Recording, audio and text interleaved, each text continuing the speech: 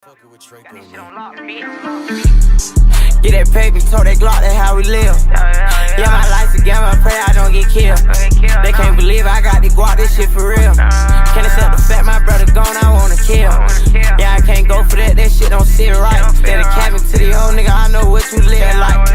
Ain't worried about all, just fuck these hoes and live life. I go on the drill, I'm smart enough, you gotta know how to kill. Some of the U20 players recognize Isagi, especially Sai, who tells them that once they win here, Isagi will join him. Isagi ignores this and leads his team onto the field where thousands of fans begin cheering for what looks like to be an intense match of football. Not knowing how any of this would turn out, Isagi raised his head. His mother would be in attendance, with a section all to herself and her security around her. She prays for her son, knowing that this wouldn't be easy at all. With this match beginning, Blue Lock takes off. Isagi sends it back to Kira, and the striker links up with Ryo in the midfield for a combo of plays. Learning to 1-2 pass around the upcoming defenders, these two worked well together. Gaining open space, it seems that they found an even greater opening. Still though, Ryo had his own goals. Getting the final pass within the midfield, he sends it across to Nagi, who was on the other side. "It's been a while since I've gotten one of your passes, Ryo." Nagi jumps and traps it with the defender on his back. "I've missed them." Landing now and dribbling by another player to get right into the defense. Nagi here goes for his own shot, but as soon as it headed towards the net, the captain of the U20 team, Oliver Aiku, blocks it with his head, sending it out of bounds. "You kids are quite annoying, you know that?" Nagi then wipes off some sweat, claiming that the next time, he'll make sure he puts his shot in the back of the net. Aiku smirks, and now they needed someone to take the corner kick. Ryo wanted to take it himself, but Ego leaves that for Yo Hayori, believing he would make the perfect pass to the person without trying to force a play. A goal here would be a major impact on the outcome of the match, as everyone was on edge, being guarded by a defender. Isagi himself just walks out of the box and goes towards Hayori. This draws the defender with him, leaving open space. Instead of passing it right to Isagi, who was closer to him, he crosses it, and while it takes off, Isagi calls it a waste. Itoshi Rin believes it all to be his, but is trapped by no one other than his elder brother, who goes on to lead his team to the first goal of the match at the 25th minute mark. Telling his younger brother that he stands no chance, Rin scoffs. Thinking about the last play, while the game continues, Isagi sends the ball even further back as it ends up in the possession of Iki Nico. He's able to see the entire field from back here. "Just why me, Isagi?" Nico then focuses on the play at hand and plays it to Chigiri. Using his speed, he pushes up the field in order to make something happen. They needed to at least tie the game before it goes into halftime. This is when the ball is sent back to the middle towards Kira. As he goes to trap it, Itoshi Sai intercepts the ball. Landing with it, both he and Kira would watch him, as he also has Ryo, who was in front of him as well. "We have to stop him here, Kira. Don't you think I know that already? Just don't let him get by." This is when Itoshi Sai displays his true level of skill, making the two defenders look like a cakewalk. But as he goes to make a play, his brother was right there on his side. "I won't let you." "Is that so? Come on then, Rin. I'll crush you and your dreams right here." The brothers battle it out, where the latter comes out on top as usual. However, making it by the ball, it's poked out by Iki Nico. It then bounces over to Bachira, who hasn't gotten many touches throughout this match, so he runs off with it while smiling. Dribbling through the field of defenders and making a final pass to Isagi before the half would end. Aiku was guarding the shot path, but Isagi used the arcane sniper shot to score a goal that couldn't be blocked. Using the knowledge of the last header, he was able to work around Aiku and able to get this dagger of the goal. The crowd would roar in excitement, and his mother screams his name. Only a fist was raised in the air to celebrate this goal. Isagi claims that he won't lose just yet. There's still so much of the world that hasn't been explored by him. His team then surrounds him, but there were still 10 minutes left before the half mark would go off. So, if they could gain one more goal, that's what they should do. Itoshi Sai gets the ball from Sendo and then runs ahead but he doesn't even make it to the half-field mark because of Isagi marking him. He confronts him early, so the game won't end here. He tries to dribble around Isagi, but Isagi wouldn't move at all. Itoshi Sai combos skills together, but nothing from his opponent. He wonders what he was planning. Is he trying to predict a pattern, or is he just waiting? Isagi sits there, staying still, but with him also using his body to block off his opponent's vision. With these two continuing to battle it all out, all eyes were on them, causing Sai to sort of awaken, but it was too late. Bursting with speed, Isagi steals the ball and now has a chance for the counter. 5 minutes remain, and Isagi was running with the ball, with Sai chasing behind him. Passing to Kira on his right, Isagi gets around another defender and then is cornered by Aiku. He gets the pass back and now just needs a little bit more. An awakening here would be good, but that's something he doesn't have to rely on at all. Aiku holds up his leg blocking Isagi's shot. However, this was a fake. Still, Itoshi Sai was stopping him from using his arcane sniper shot and his magnum outburst. So what would he do? This is when the training of Jinpachi Ego comes to mind. Volleying the ball with his left foot to use a lefty magnum outburst. So he basically performed his own two-gun volley here to take the lead before the half. Not even celebrating this goal, Isagi simply clutches his fist while smiling. Jinpachi Ego was seen laying back in his chair while calling the kid insane. But that's what the world of Striker needs currently, especially Japan. Someone who defies what others believe as impossible. While Isagi's mother sat in the stands, thinking about how incredible her son has become, someone tries to approach her, but he's stopped by their security. She thinks it's a fan, but it's someone that she never expected to see here, of all places. Taking off his hood and smiling with those same piercing eyes. "Hello, mother." Going into the locker room, Isagi placed a towel on his head and looked at his hand. Seems that headless training is really paying off, but I need just a little bit more in order to win here. Walking back out, they would see that the U20 team has made a change, throwing Shido into the mix alongside Itoshi Sai, as now Blue Lock's 11 was faced with an even more difficult challenge. The U20 team starts with the ball and goes on the attack. Within the midfield, Itoshi Sai is confronted by no one other than Isagi, but Rin as well. Both of them defended him close, and since Isagi was the back burner of this exchange, he was rapidly learning from Sai, eventually breaking through the brothers' defense, and then he'd go for a pass to Shido. Isagi jumped in the way, while Nico and Kira both guarded Shido. And since their vision was so similar, they were easily able to predict the play at hand, intercepting the ball, and now giving it to Chigiri, as the strikers began to counter, focusing all their attention on getting the ball back to Isagi since he was heating up. But even he could tell everyone had their eyes on him, especially the brothers, so he needed something else as well. Making it back to the goal box, Isagi noted that the conditions are just right.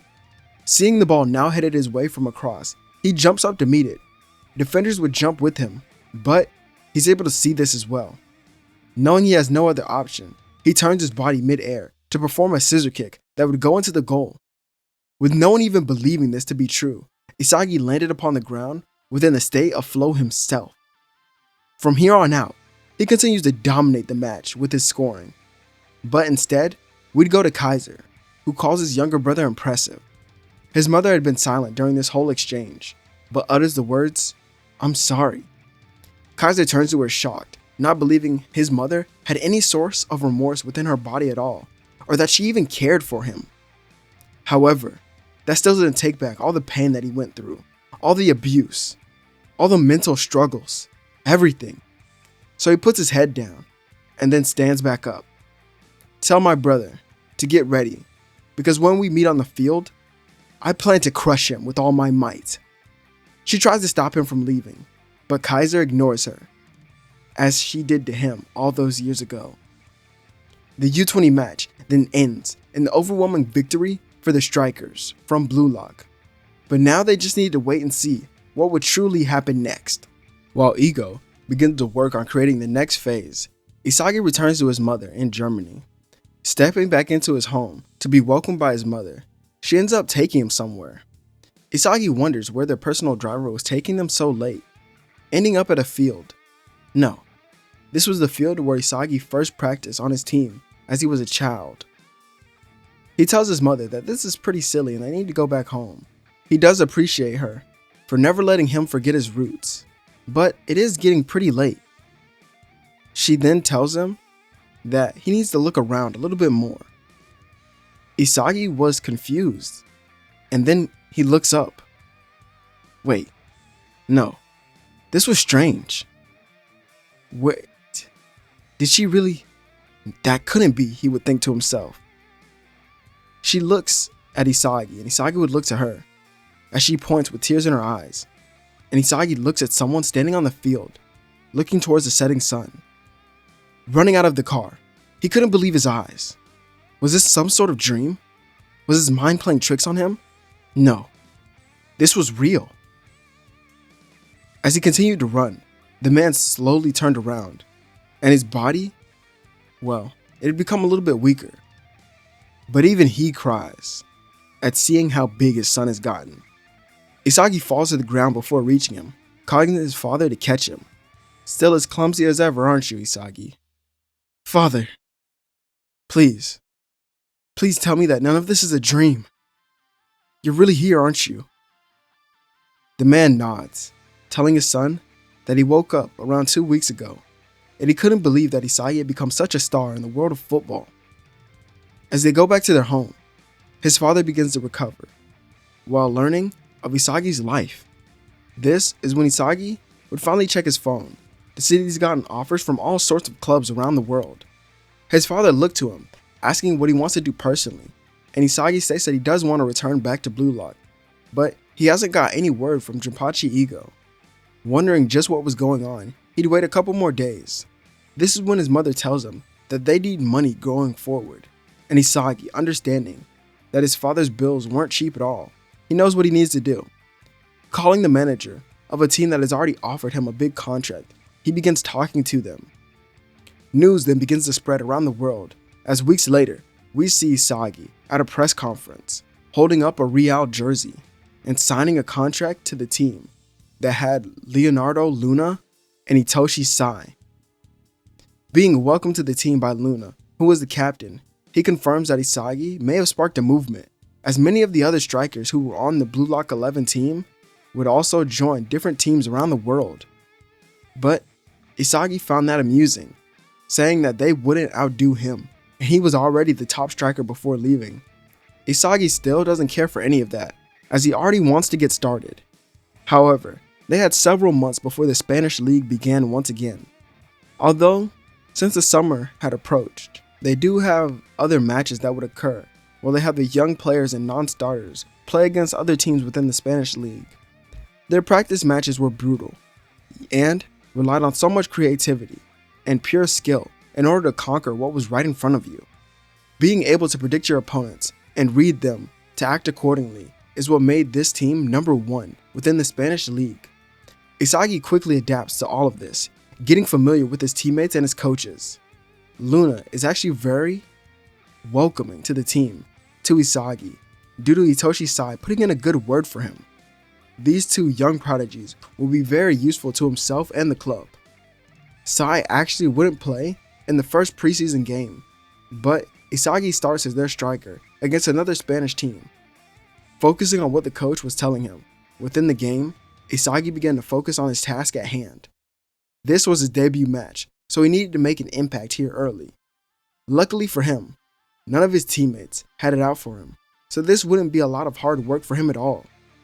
With the match taking off, Isagi shows why he was clearly meant to be here.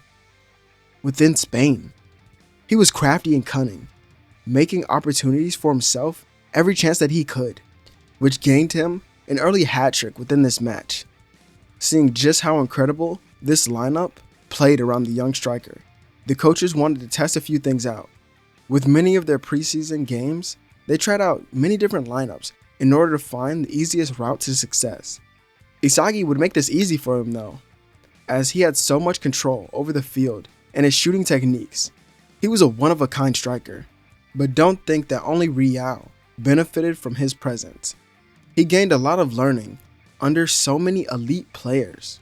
His dribbling techniques, as well as his thought process, greatly increased, which in turn led to his goal gaze becoming even more incredible.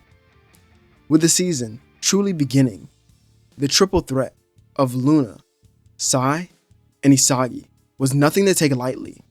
Going undefeated for the first half of the season, their only problem was when facing a rival club. The match wouldn't end in their loss, but a tie. But this was due to the game plan that they had installed for Isagi, so that he wouldn't be able to get the ball, slowing down his scoring, but not completely stopping him. Isagi takes this and begins to change his training drastically, focusing more on building each muscle to its peak so that he could create a new style. One very akin to his flow state, one that would rip the attention of anyone, causing a rising star to be seen upon every kick of the ball. Real has an amazing season and was now prepared for the Spanish League tournament. Nothing really happens until we eventually get to the finale, where Real once again faces their rivals, this time defeating them thanks to the synchronization of Itoshi Sai and Yoichi Isagi. With the trophy under their belt, their names begin to stretch across the seas and lands, eventually reaching the whole world. And it goes as far as to reach Jinpachi Ego and Japan, who was also crafting a team for the upcoming World Cup. There was actually another 6 months before the preliminary matches would even begin, so he had time to prepare and gather other players. First, he had to go to Spain in order to get Yoichi Isagi and Itoshi Sai. Ego hopes that the rest of the players are as easy to find as them. After a month, the team is assembled and began playing in their preliminary matches once they would arrive. It wasn't really hard for them to gain chemistry. Instead, it was actually pretty hard to pick a starting lineup that would revolve around Isagi. Eventually finding it, the team begins to tear through the world's competition on the way to a World Cup. And they have no trouble storming through the competition, with the finale, of course, coming down to a match between Germany's finest, that being Michael Kaiser. And let's head back a little bit to follow the story of Kaiser and his own journey. After leaving Japan, he had returned due to Noel Noah and Blue Lock combining, and with that, he entered in order to find his younger brother and crush him. However, he learns that Isagi wasn't there. Instead, he was in Spain. But he didn't mind this at all. Growing here and becoming stronger under the number 1 in the world benefited Kaiser, so he had a rapid development due to the main focus of each match going to him and Kunigami. And with that, he was defended by teams like the Uber. He would have to evolve to a new level. Kaiser dominated the NEL with a slight struggle, as the only person who really posed a threat to him was Itoshi Rin in France. It was actually quite poetic. While their brothers worked together, they fought on the field to overtake one another, leading to Kaiser and Bastard Munkin to go undefeated within the NEL, and he returns to Germany. This is where he begins to hear about Isagi's crusade over Spain, as later he joins the under-20 Germany squad in hopes of winning a World Cup and hopefully crushing his brothers in the finale of it. But this also leads to him defeating Julian Loki and an underdeveloped Charles within the semifinals. Now, he finally faced his brother face to face on the most grand stage. Kaiser walks up to him. So, we finally meet. And you are? Itoshi Sai steps in. Michael Kaiser, another new Gen 11 player who's a striker. Isagi nods. Oh, okay. Nice to meet you, I guess. But I don't plan on losing here. Neither do I. But I'm more than just a new Gen 11 player. I'm something you might fear. Isagi looked confused, but Kaiser stated that he was his elder brother. Isagi's eyes would shock Kaiser as they lit up instead of being enraged. Isagi had always wanted someone to compete with, but he never knew of his brother's existence. Kaiser slaps his hand away, claiming that he will crush Isagi. He's been waiting this moment for his whole life. Isagi then looks at him with a confused expression. Wait, you knew about me? Why have you never contacted me? Kaiser scoffs. You should ask that question to our mother. He walks away, and the match soon begins. Isagi thinks nothing of it actually, as this would fire him up even more. Controlling a pass from Mikage Reo, he turns to see who was in his way. Kaiser and Ness were both running at him, and Isagi dropped the ball back off to Itoshi Sai, who headed up the field on his side.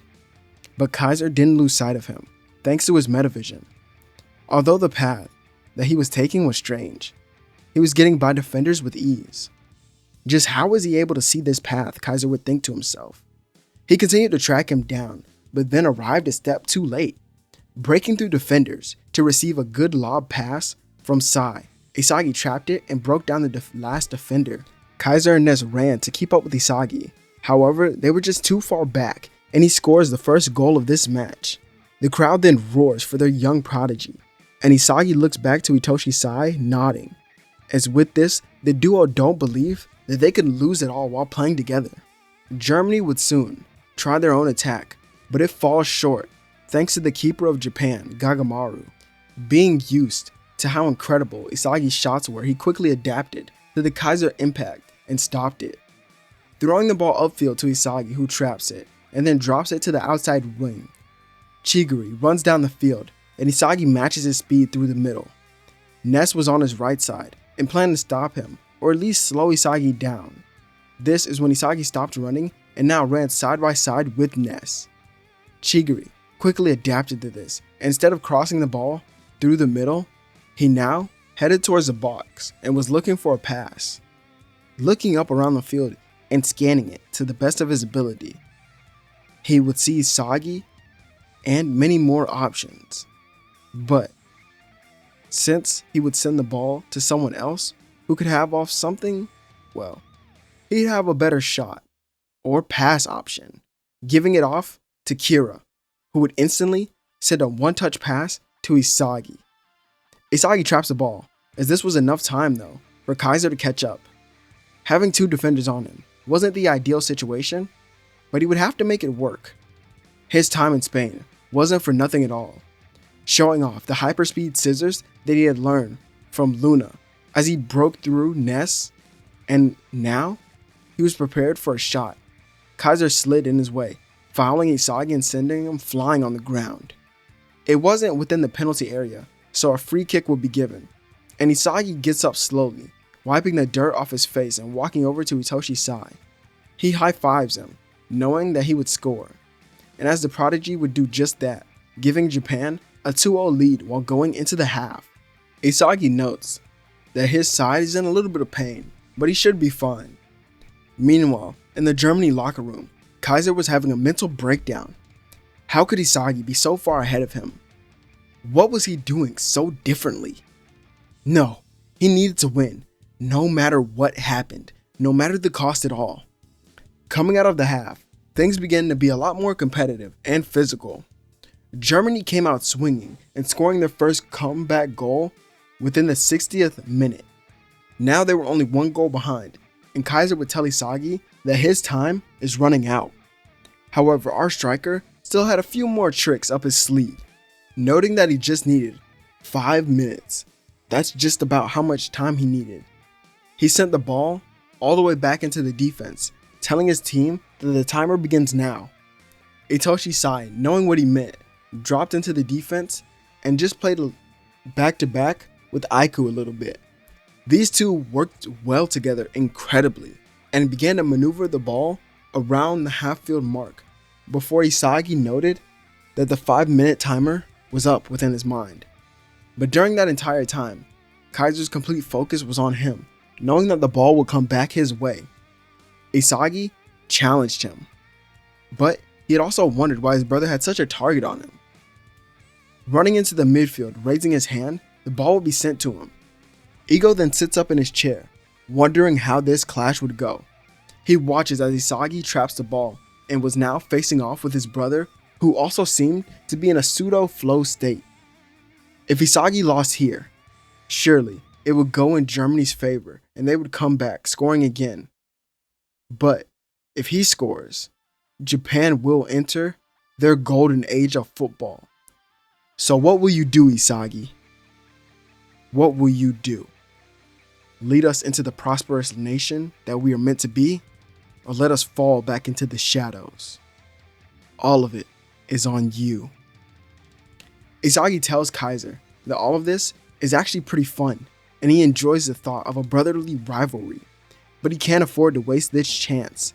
Entering a perfected flow state to Kaiser's own pseudo flow state, he begins ripping him apart and breaking him down with his dribbling. Noting that Kaiser is a pretty good defender, Isagi went all out here. Even when Ness tried to help him, it was useless, and Isagi makes it through Kaiser and Ness before they even knew it. Itoshi Sai then ran by his side, also in his destroyer flow state. These two then broke through the defense of Germany, and Isagi scored his arcane sniper shot to seal the match. Falling into an even greater despair once the match was over, Kaiser claims that one day he will truly crush Isagi. Japan, though, were now world champions and began to be awarded the trophy. Many wanted Isagi to raise it up, but instead, he went to his father, who was on the sidelines, and brought him onto the field, and he would grab his coach, Jinpachi Ego, as these two would be the ones who raised the trophy together with their team standing behind them. Isagi and Sai share a moment of true happiness, with each of them smiling, as you could see it in their face, while their brothers stood in the shadows in agony. And this is where our story finally concludes, as I hope you all have enjoyed it, as I try to push videos out like this as fast as I can, but I also have a lot of other projects in the works right now, and a lot of other things, so I hope you all do understand. If you enjoy my content and you want to see more of it, subscribe to the channel and like this video, as my name is Zero, and I'll catch you all on the next one.